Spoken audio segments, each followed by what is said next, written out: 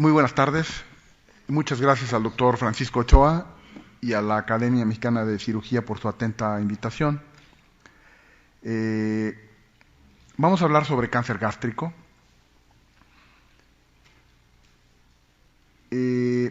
Como todos los cánceres, como la mayoría de los cánceres, su incidencia es función de la edad.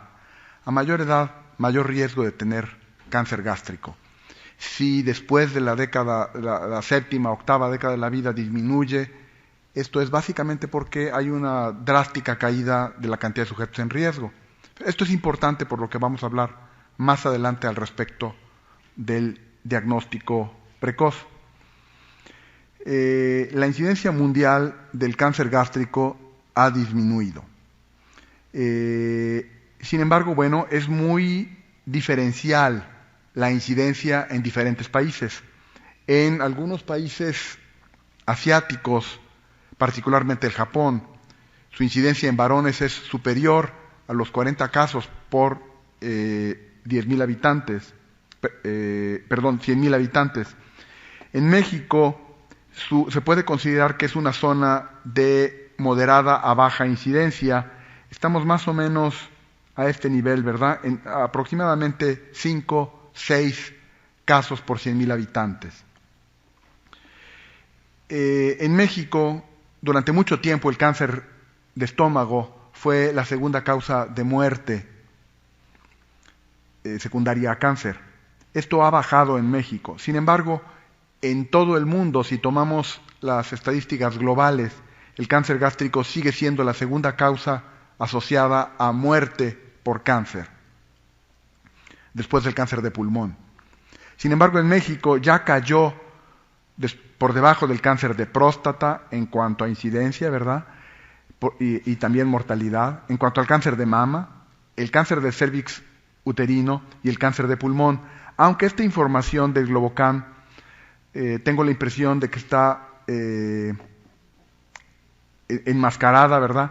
Básicamente porque estos diagnósticos son por reporte histopatológico, de tal manera que muchos pacientes con cáncer de pulmón se hace el diagnóstico sin hacerse el diagnóstico histopatológico y por esa razón está subreportado, subregistrado. Les decía yo hace un momento que a nivel mundial, en algunos países, la incidencia de cáncer gástrico ha caído. En este trabajo, ¿verdad?, recientemente publicado y que está gratis en Internet, lo pueden ustedes bajar de esta revista que se llama Cancer Journal for Clinicians, ¿verdad?, en 2012, acaba de salir este mes, en febrero, en donde vemos la la mortalidad estimada para el año 2012, en donde gana el cáncer de pulmón tanto en hombres como en mujeres, próstata en hombres, mama en mujeres, colorecto en ambos, y el cáncer gástrico ni siquiera está especificado aquí. Aquí hay un truco, porque está el cáncer de esófago marcado en este sitio.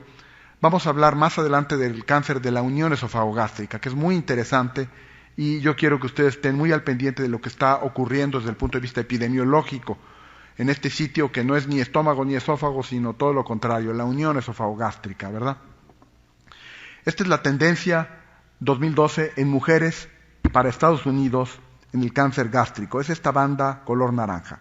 Desde la década de los 30, el cáncer gástrico se ha ido claramente para abajo.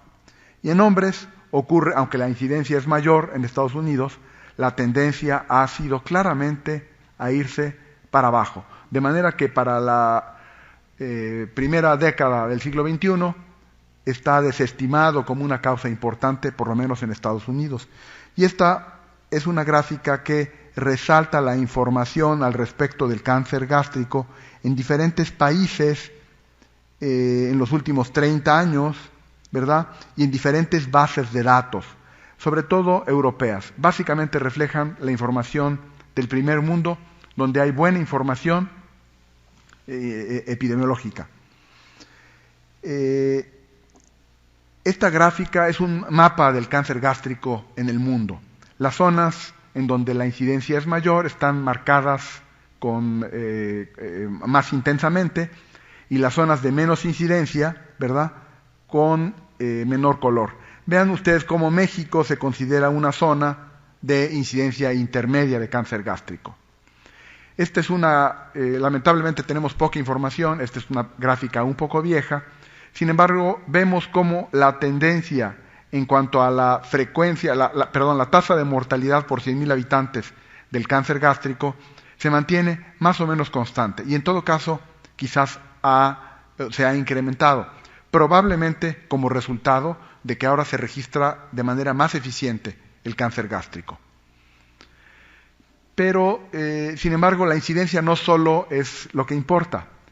¿Cómo llegan los pacientes a atenderse? Este es un informe de más o menos ya hace 12 años del Instituto Nacional de Cancerología en cuanto a la frecuencia relativa por etapas. Vean ustedes cómo en etapa 4 se presenta cerca del 62% de los pacientes.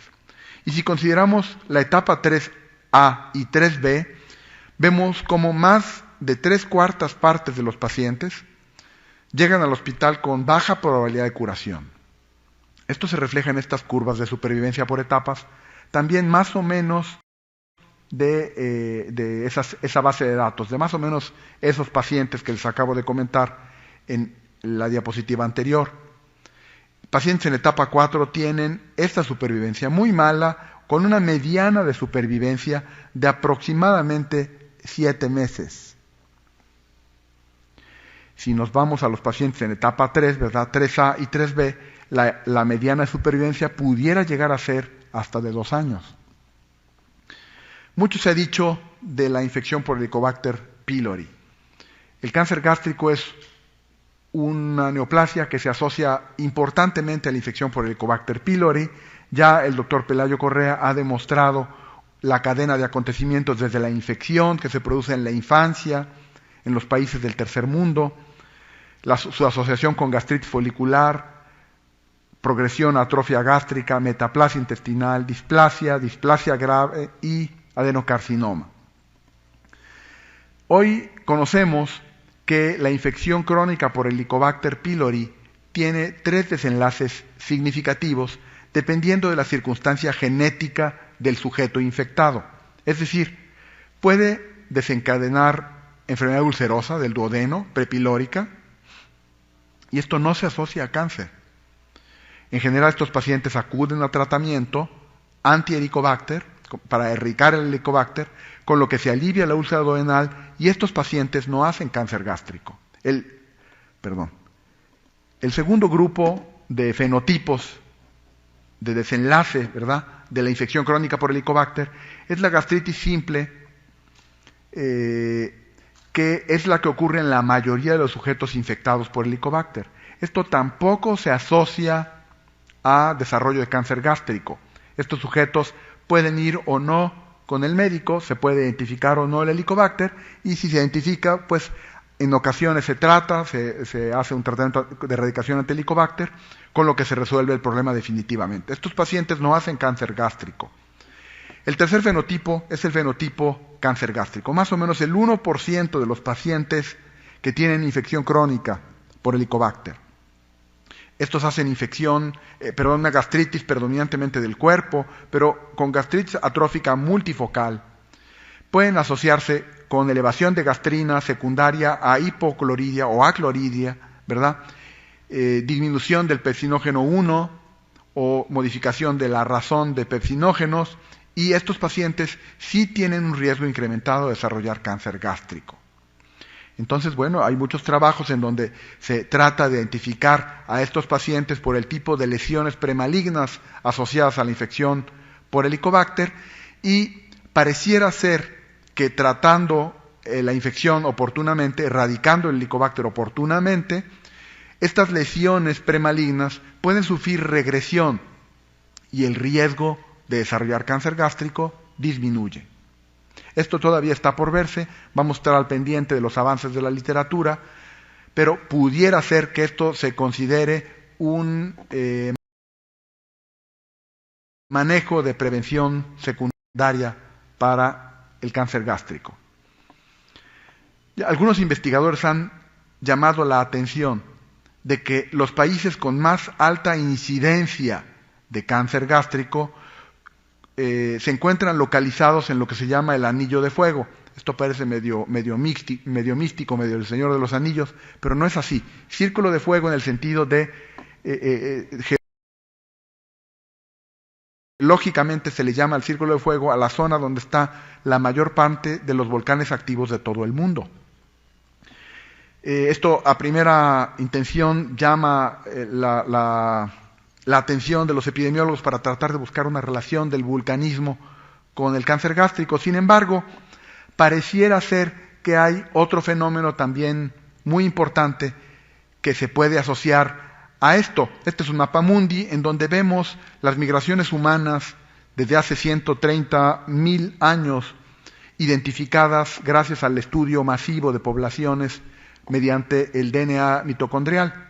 Entonces sabemos hoy en día, con base en esa información, que la especie humana procede del África del Sur, occidente sur africano, y que de ahí surgen las grandes migraciones humanos hace miles de años, desparramándose hacia el Asia sudoriental, hacia Europa, hacia el norte de Asia, con el paso de las migraciones humanas a través del estrecho de Bering hacia América, de tal suerte que las últimas migraciones humanas coinciden también bastante bien con el círculo de fuego y con los países con alta incidencia de cáncer gástrico. Esto podría dar un mapa al respecto de la circunstancia genética asociada al cáncer gástrico. Esto está todavía en fase de investigación, pero entonces, bueno, yo se los presento con la intención de estimular su lectura para que busquen esta información en los próximos 10 años, que creo que va a ser muy interesante. Sabemos que existen muchos factores de riesgo definidos, sugeridos, ¿verdad?, que se asocian con gran peso o con poco peso. El consumo de chile, particularmente la capsaicina, ¿verdad?, lo que le da el sabor picante al chile, que sin embargo su asociación es pobre. Muchos autores dudan de esto, pero pareciera ser en algunos informes del pasado de México, en donde conforme aumenta el consumo de chile, aumenta el riesgo de desarrollar cáncer gástrico. Ya hablamos de la infección crónica por Helicobacter, el consumo de grasas saturadas, el consumo alto de colesterol, alimentos salados, bajo consumo de frutas y verduras, infección por virus de Epstein-Barr o enfermedad de Menetrier. Sin embargo, no conocemos ningún factor de riesgo que se asocie con mucho peso a tener cáncer gástrico. Posiblemente el más pesado, el que da una asociación con más fuerza, ¿verdad?, con más peso, es la infección por Helicobacter pylori. Es importante hablar de la clasificación de Laurin para hablar de la clínica del cáncer gástrico. Ya desde los años 60 la doctora Laurin definió dos tipos de cáncer gástrico desde el punto de vista de su aspecto morfológico por microscopía de luz: el cáncer gástrico de tipo difuso y el cáncer gástrico de tipo intestinal.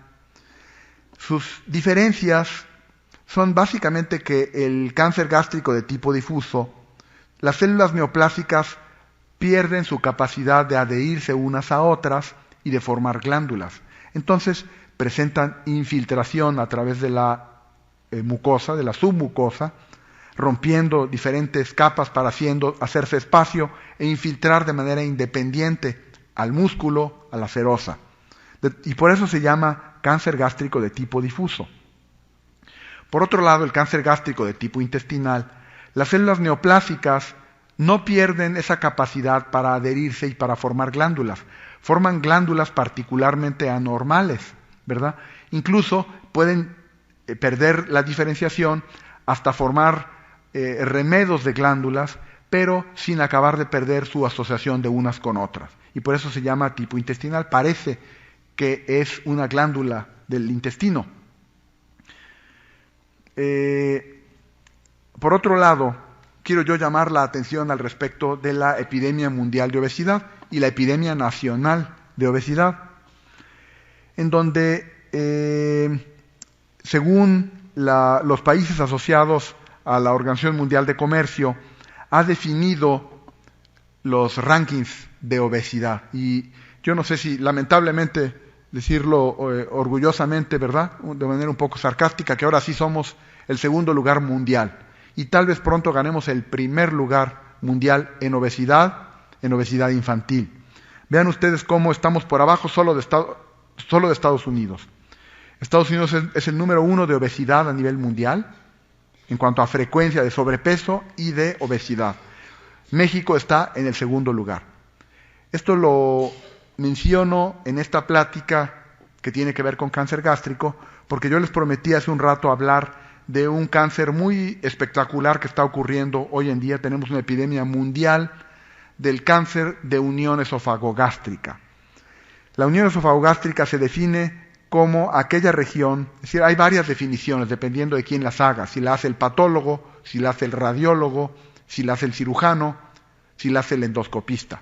Pero básicamente se define la unión esofagogástrica como una zona histológica y endoscópica en donde cambian los epitelios, del epitelio plano, estratificado, no queratinizado, a un epitelio de tipo estómago, ¿verdad?, con mucosa, con glándulas, y básicamente 5 centímetros para abajo y 5 centímetros para arriba. Esta zona se encuentra muy afectada por una enfermedad que ustedes conocen muy bien, que se llama la enfermedad por reflujo gastroesofágico. Aquí es donde el ácido gástrico produce lesiones de diversos tipos, incluso produciendo metaplasia intestinal, que lleva por nombre el esófago de Barrett.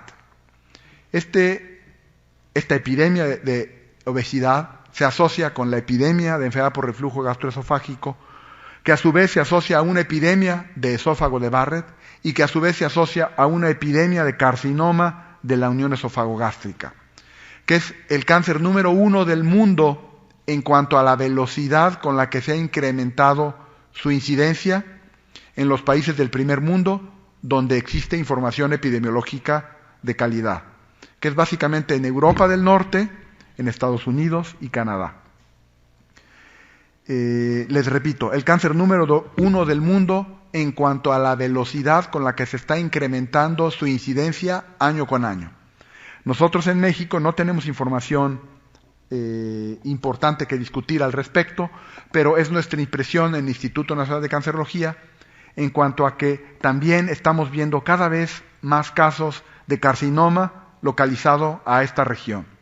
Es particularmente importante porque ocurre en sujetos más jóvenes y porque es un tumor de mayor agresividad, de tratamiento más costoso, ¿verdad?, que el cáncer gástrico localizado a las zonas distales del estómago.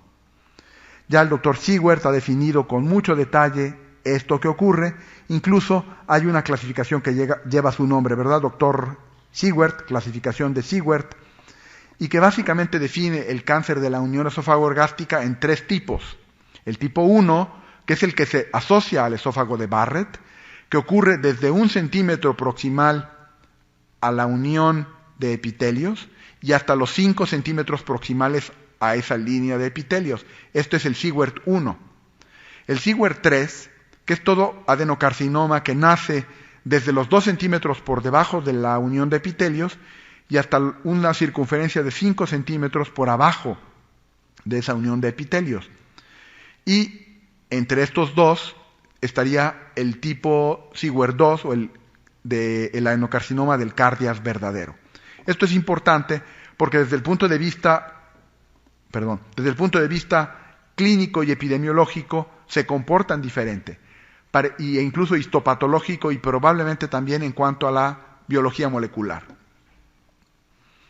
Este es el cáncer que se está presentando entonces de manera epidémica en todo el mundo. Lo sabemos de cierto en los países del primer mundo, en donde hay información epidemiológica adecuada. Recientemente se han estado haciendo estudios de microarreglos para tratar de diferenciar los diferentes tipos de adenocarcinoma en el estómago, de carcinoma en el estómago. Pareciera ser que la clasificación de Laurin se asocia con expresión con sobreexpresión o con expresión anormal de diferentes tipos de genes. Esto es muy importante porque hablamos hasta ahora del cáncer gástrico como si fuera una enfermedad homogénea. Y sabemos que el cáncer gástrico es, desde el punto de vista epidemiológico, ¿verdad?, de factores de riesgo, de mecanismos fisiopatológicos, de apariencia clínica, apariencia histopatológica y de opciones de tratamiento, una enfermedad sumamente heterogénea, pero no hemos alcanzado a definir cuáles son estos grupos. Hasta ahora sabemos que la gastrectomía es la única opción de curación, pero también sabemos que es insuficiente, francamente, y que no cura a muchos pacientes.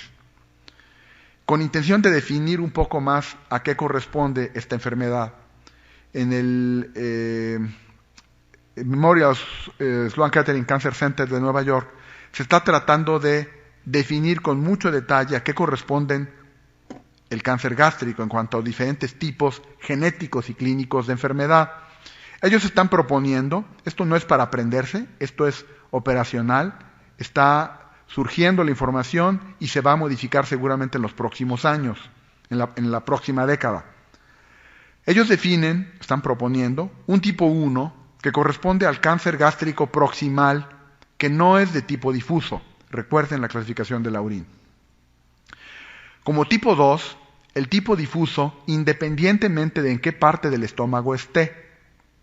Y el tipo 3, que es el cáncer gástrico distal, no difuso, es decir, distal de tipo intestinal, que es el cáncer endémico que conocemos ya desde hace más de 100 años, ¿verdad?, que ocurre sobre todo en la parte distal del estómago, que ocurre en personas de edad avanzada, que es de mejor pronóstico, que usualmente se puede tratar con una gastrectomía subtotal y en general los pacientes tienen una supervivencia más larga. Para que entiendan ustedes un poco más la semejanza que tiene el cáncer gástrico independientemente de estos subtipos, hablemos de que pareciera ser que el cáncer corresponde a una clona, a una célula, ¿verdad?, que por alguna razón acumula anormalidades genéticas durante la vida del sujeto, a tal grado que se convierte en una neoplasia, que brinca los mecanismos de control desde el punto de vista inmunológico que tiene el sujeto y adquiere la capacidad de sobrevivir y de dar una descendencia con estas capacidades anormales, que inicialmente tiene principalmente secreción de proteasas y la capacidad de diapédesis, como un leucocito de meterse caminando entre los tejidos, además de tener un crecimiento anormal, ¿verdad? Todos los mecanismos de darle la vuelta a la apoptosis, ¿verdad?, y tener una reproducción anormal con detención del crecimiento por el reconocimiento de otras células, se ve francamente alterado, ¿verdad? Después de esto, entonces estas células anormales son capaces de romper la membrana basal, de tener invasión a través de la pared gástrica, y esto es lo que va a condicionar lo que llamamos la categoría T del sistema TNM. Estos tumores, además, van a ser capaces de sobrevivir adentro de los vasos sanguíneos, ya sea sangre o linfáticos. Si invaden a los linfáticos, van a ir a asentarse o sobrevivir al ganglio linfático y van a constituir la categoría N. Y si viven en un vaso sanguíneo y son capaces de bajarse en un tejido, ¿verdad?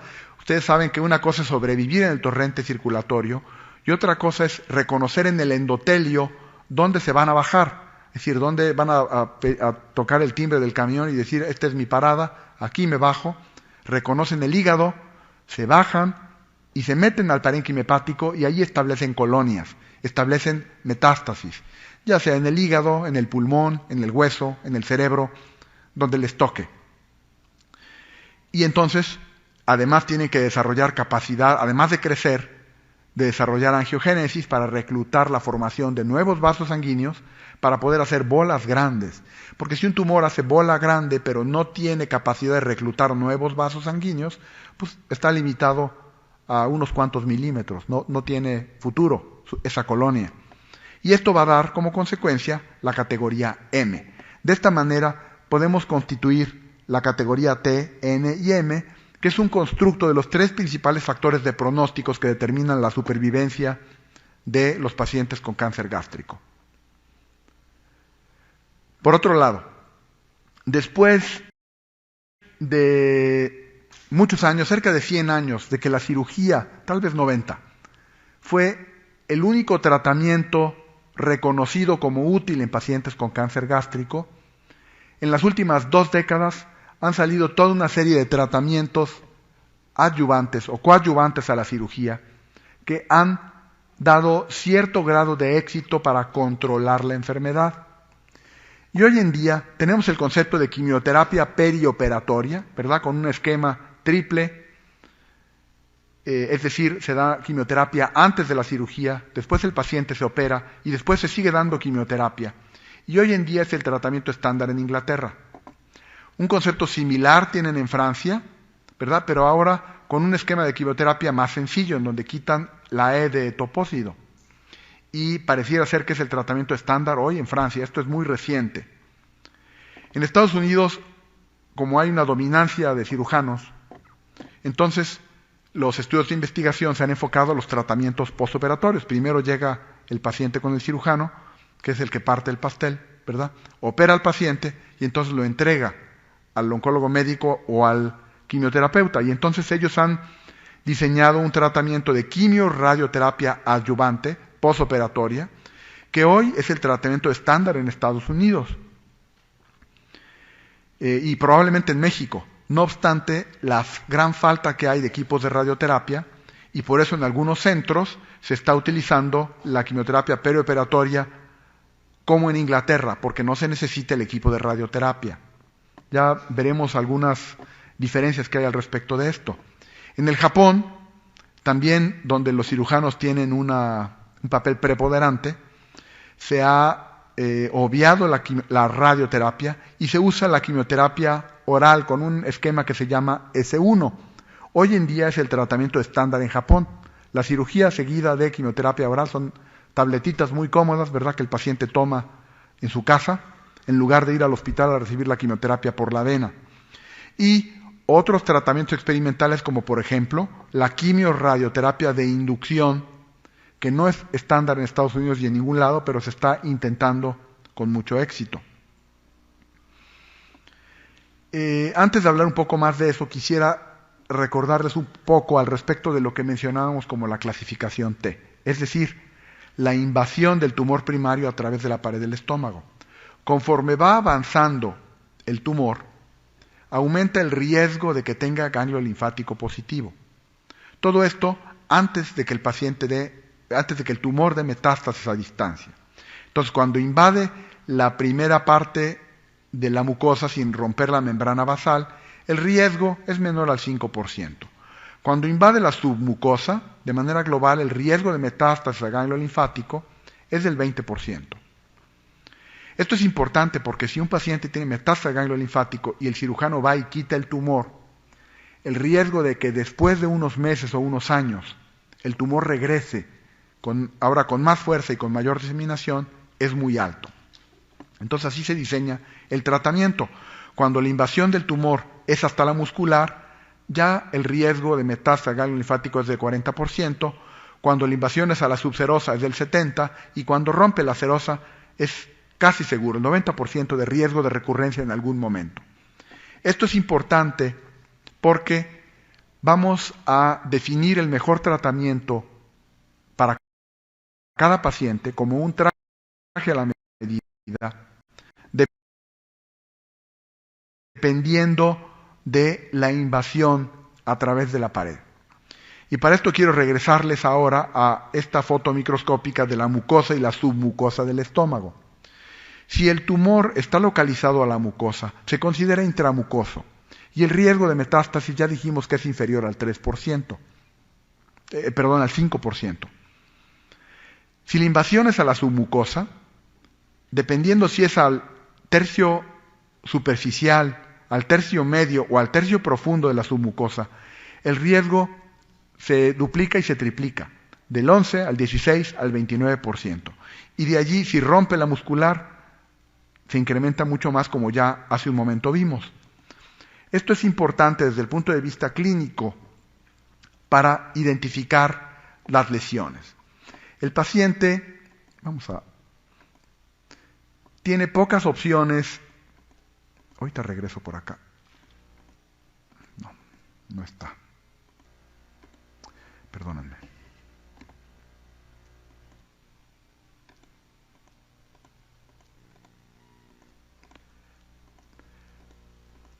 Tiene grandes opciones de tratamiento si lo identificamos clínicamente en una etapa incipiente. El cáncer gástrico usualmente nos da opciones si lo identificamos a este nivel. Lamentablemente, el estómago tiene pocas maneras de manifestarse. Es un órgano que, independientemente si es una gastritis o si es una úlcera o si es un cáncer, va a gritar con dolor de tipo ulceroso, o tal vez con diferentes tipos de dolor. Cuando esto avanza, se puede manifestar como una úlcera, como hemorragia, como perforación, como obstrucción.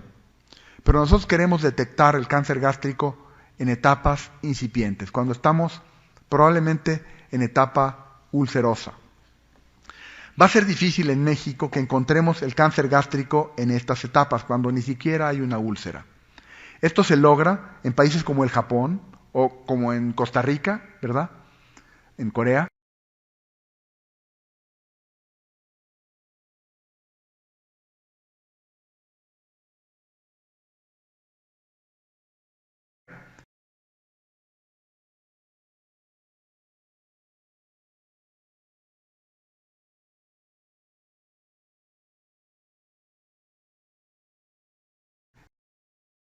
En donde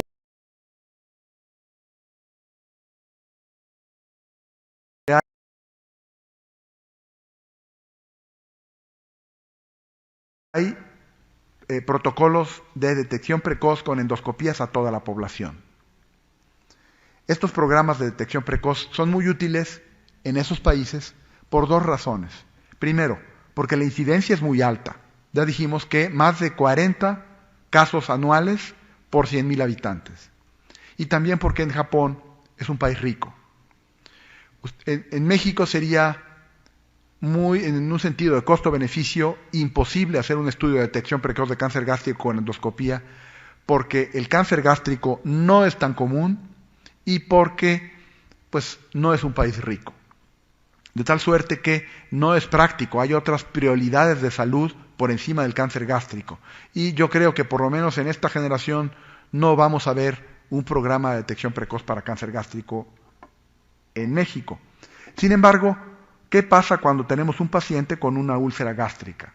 Cuando tenemos un paciente con una úlcera gástrica, ese paciente debe considerarse cáncer hasta que el patólogo haya demostrado lo contrario.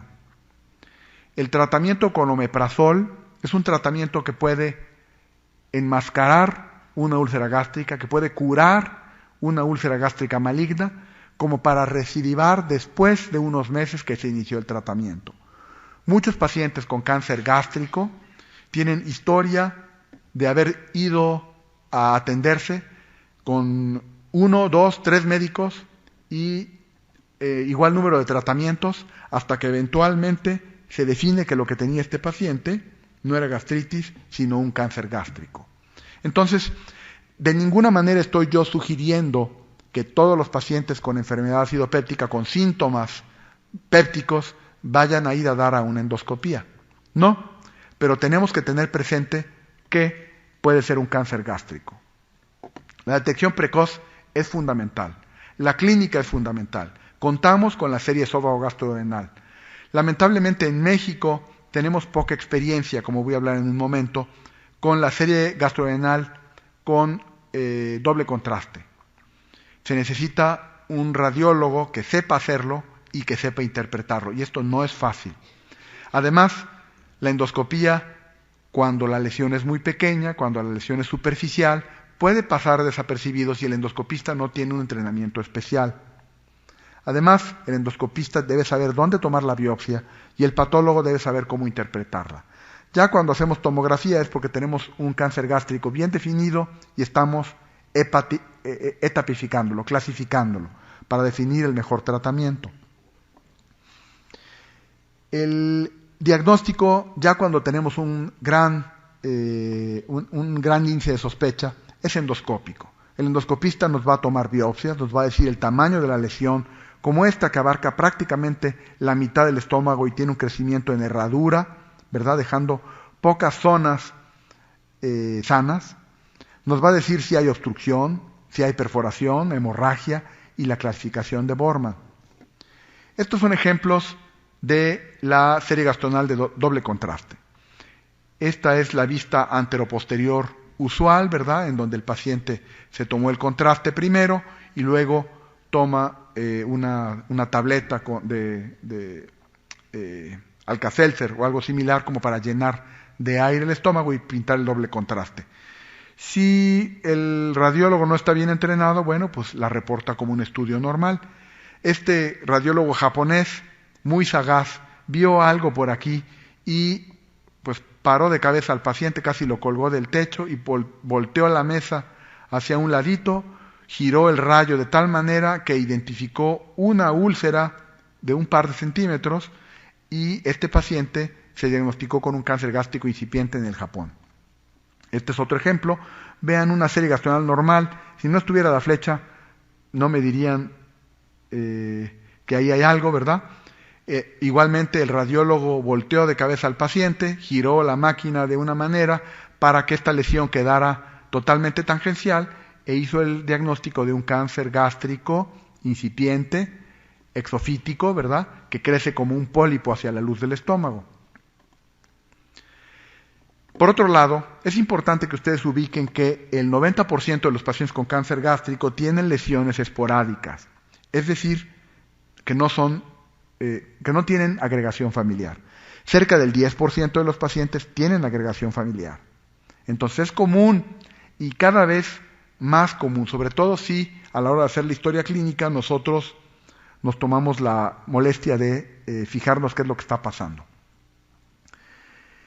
Cuando hay agregación familiar, cerca del 40% de los pacientes tienen mutación del gen CDH1, que se identificó en sujetos maoris de Nueva Zelanda, ¿verdad? Que es una zona con alta incidencia de cáncer gástrico y que pareciera ser que son mutaciones que ocurren con mucha frecuencia en pacientes que tienen cáncer gástrico de tipo de agregación familiar, con agregación en uno o dos miembros de la familia y en sujetos jóvenes. Bueno, estamos en la carrera para identificar la prueba mágica de laboratorio que nos ayude a hacer el diagnóstico precoz, así como en el cáncer de próstata, ¿verdad? Una prueba de sangre, el antígeno prostático específico, que nos habla con un alto grado de certeza si ese paciente tiene probabilidad de tener o no cáncer de próstata. En el cáncer gástrico no hay todavía. Entonces, tenemos que confiar en la radiología digital de doble contraste o la endoscopía convencional o de magnificación, cromoendoscopía o otros tratamientos experimentales. Yo les sugiero la información de las 10 japonesas para el tratamiento del cáncer gástrico, en su versión 2010, que esto también es gratis en Internet, en donde ellos definen la clasificación macroscópica para el cáncer gástrico incipiente. Puede parecer como una lesión protruida o como una lesión plana que tiene cierto grado de protrusión o de excavación, es el 2A, 2B o 2C, y el tipo 3, que es una lesión excavada, usualmente ulcerada. Estas lesiones tienen alta probabilidad de curarse con una resección endoscópica de la mucosa. Estas lesiones requieren gastrectomía porque hablan de invasión a la muscular.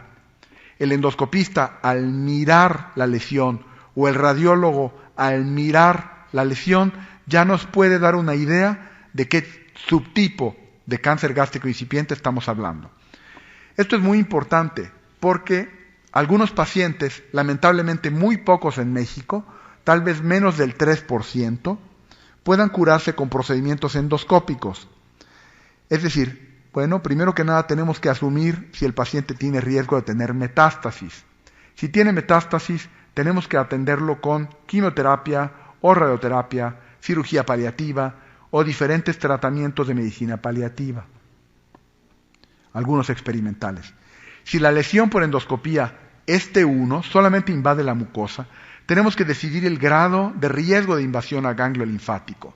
Si este es 0 y el paciente tiene la invasión localizada a la a la mucosa, entonces este paciente debe someterse a biopsias para ver si la lesión es diferenciada y si es pequeñita y si no está ulcerada, puede someterse a resección endoscópica de la mucosa.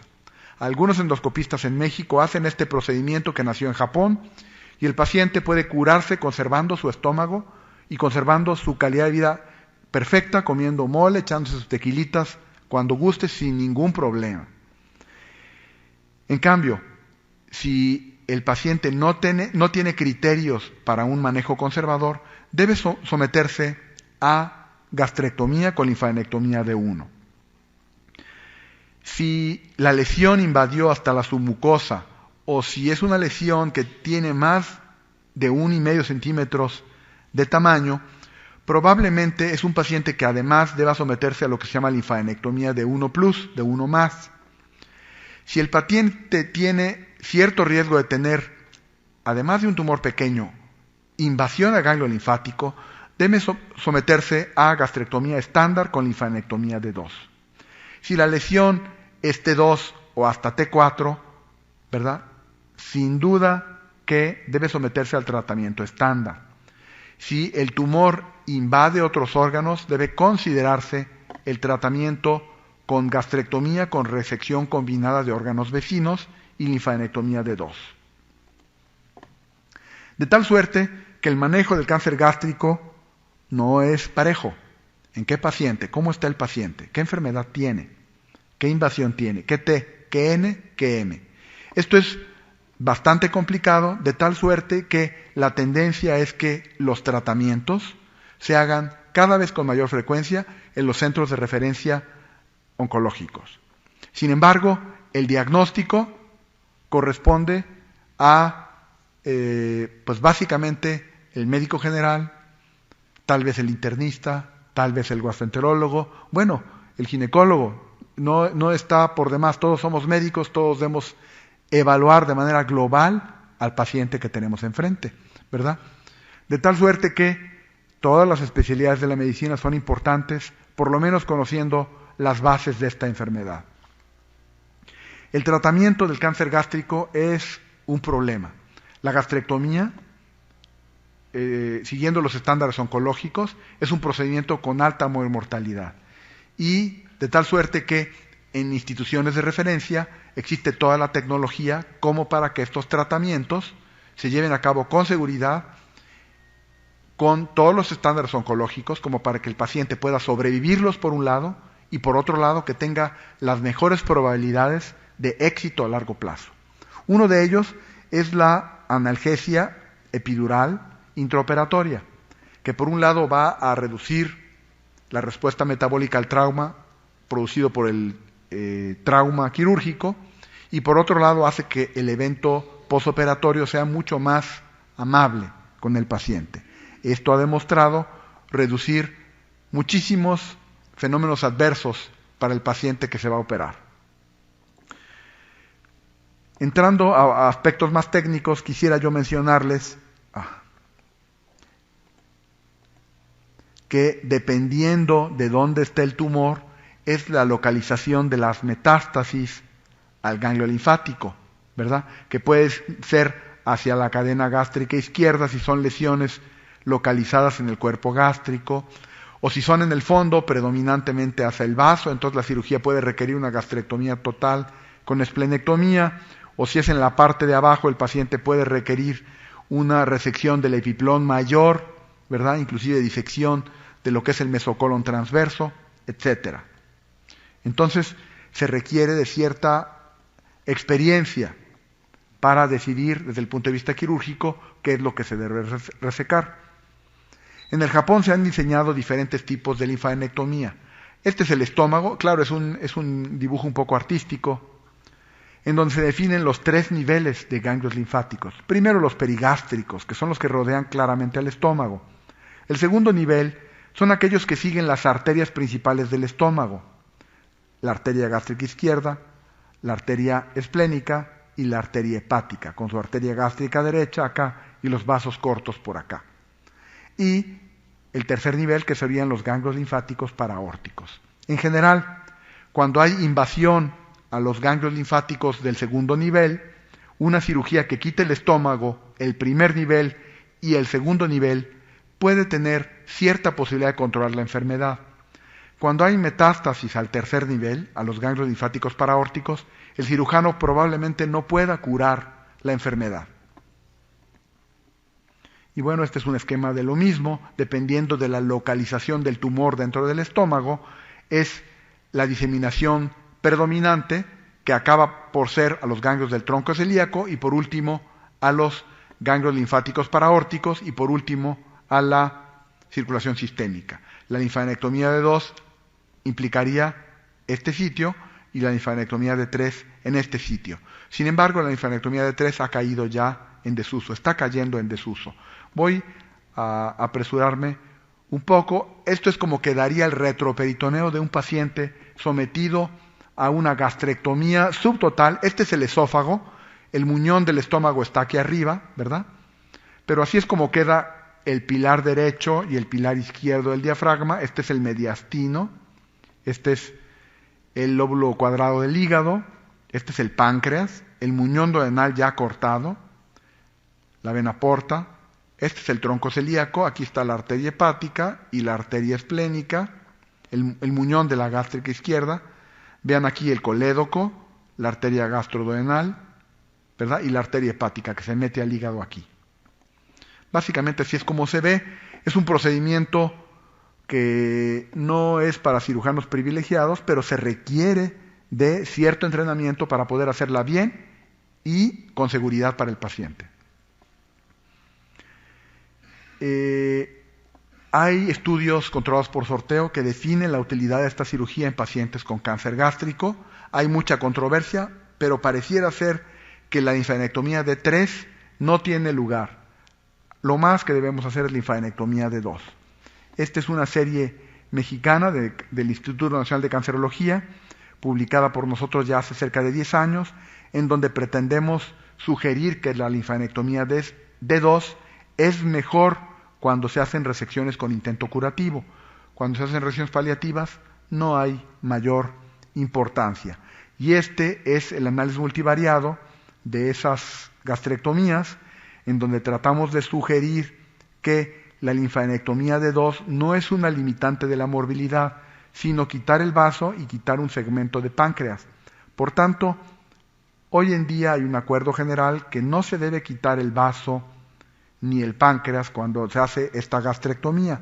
Y por otro lado, también este es un análisis multivariado para ver los determinantes de la supervivencia, en donde lógicamente la etapa T, la etapa N, el tipo de gastrectomía y resecar los ganglios del segundo nivel son determinantes favorables para el pronóstico de los pacientes mexicanos. Entonces, esto se debe hacer. ¿Qué ha pasado con la morbilidad operatoria por gastrectomía en los últimos años en el instituto? Este es del 87 al 92, del 93 al 98 y del 99 al 2005.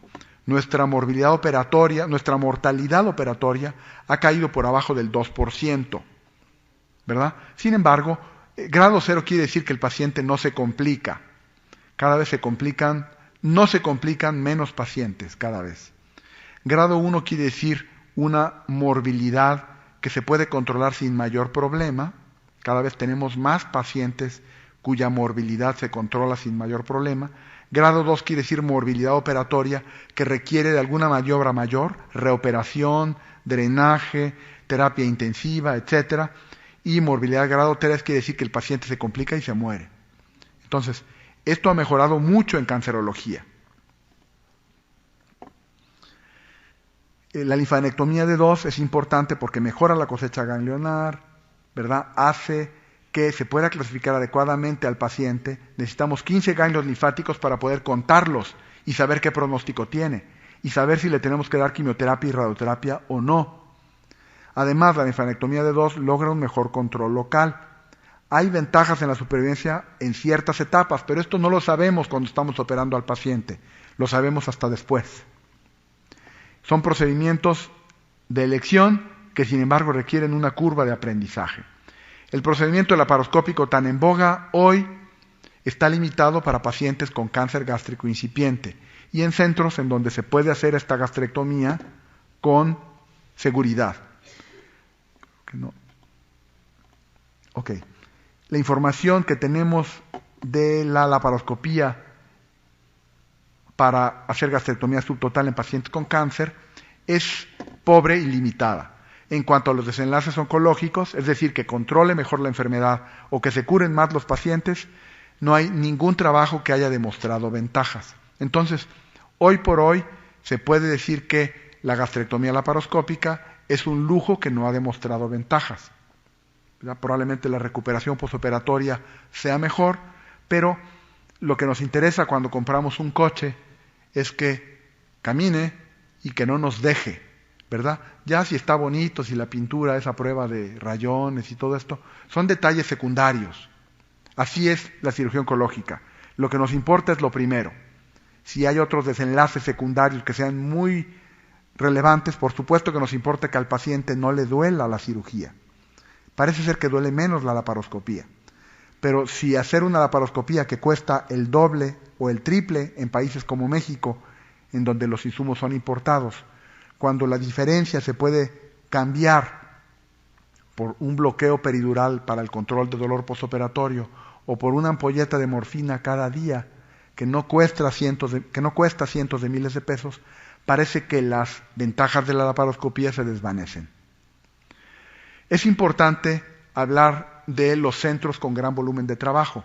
Esto está reconocido como un importante factor de pronóstico en el tratamiento de pacientes con cáncer de estómago y de unión esofágo-gástrica, impactando no solo en los desenlaces oncológicos clásicos como la supervivencia o curación de la enfermedad o la mortalidad operatoria, sino además la calidad de vida de los pacientes.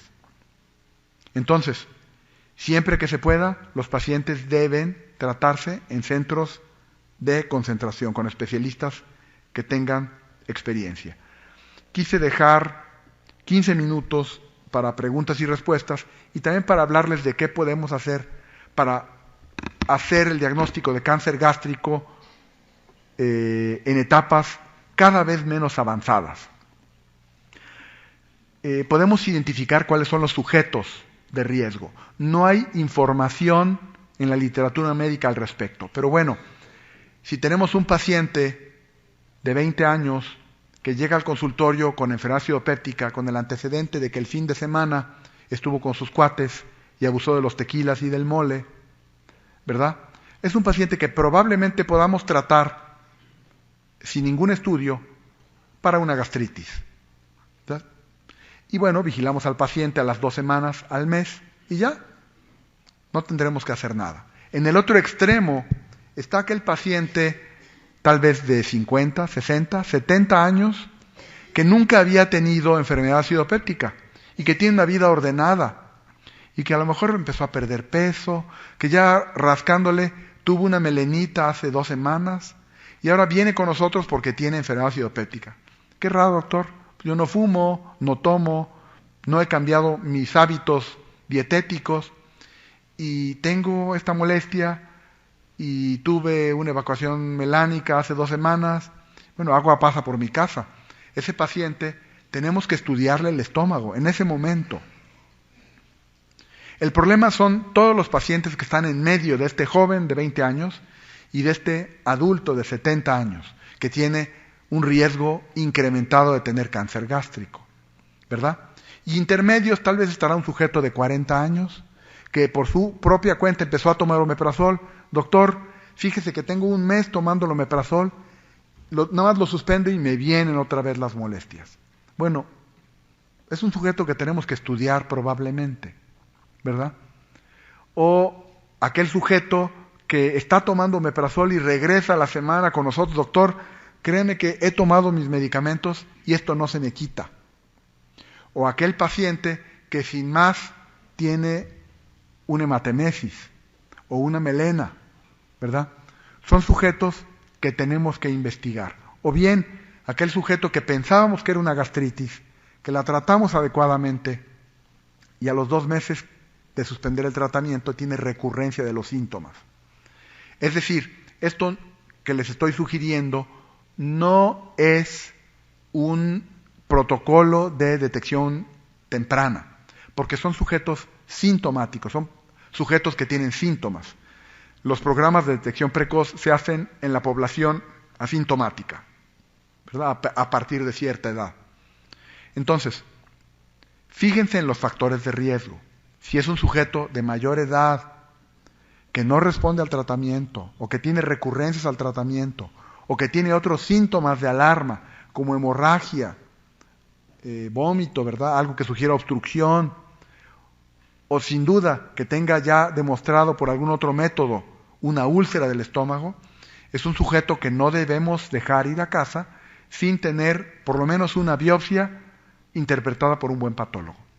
Yo creo que si de manera nacional hiciéramos esto, tendríamos con cada vez más frecuencia etapas menos avanzadas, que serían más fácil, más económicas de tratar y probablemente con mayores posibilidades de éxito.